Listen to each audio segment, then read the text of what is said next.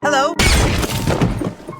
Oh my god, someone who casually controls others. A female judge who could casually decide others' life and death was actually killed in the prosecutor's office, and the murderer committed the crime from within a heavily guarded prison. How was this even possible? This is a revenge masterpiece that chills every legal professional to the bone. Law-abiding citizen. This is not just a crime thriller, but also a declaration of war against the judicial system. A perfect revenge against an entire corrupt institution. Imagine, when the law cannot deliver justice for you, when criminals mock your pain in court, when you lose everything and have nowhere to appeal.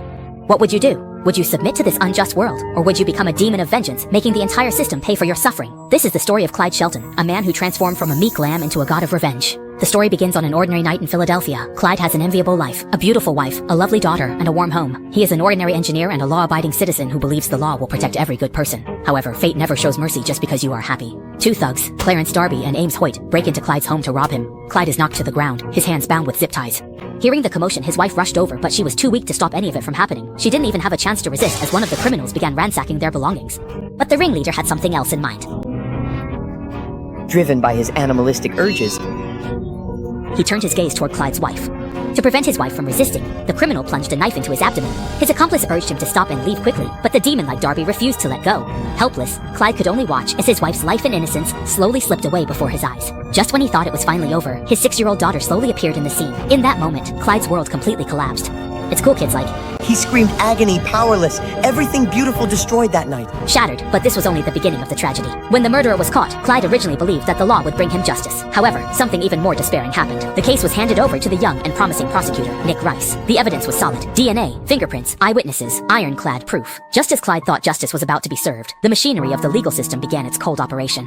The opposing lawyer told Nick that Darby, the main perpetrator, possessed key evidence related to other cases and proposed a plea bargain. Darby would testify against his accomplice, Ames Hoyt, in exchange for a lighter sentence. Although Nick struggled internally, under pressure from his superior judge, and in order to maintain his own 96% high conviction rate, Nick chose to negotiate a plea deal with Darby, allowing Darby to pin all the crimes on his accomplice, Ames. He also persuaded Clyde to give up seeking further recourse.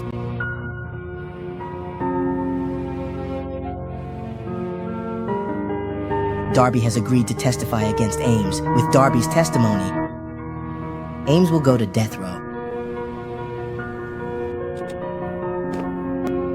And what about dear Darby? Guilty. Murder. And what degree? Third? He gets what, 5 years? This is so absurd. Clyde couldn't accept such a ridiculous outcome, but Nick insisted this was the best result and that this is how the justice system works. I saw them do it. I mean, kill my little girl. I blacked out, glad.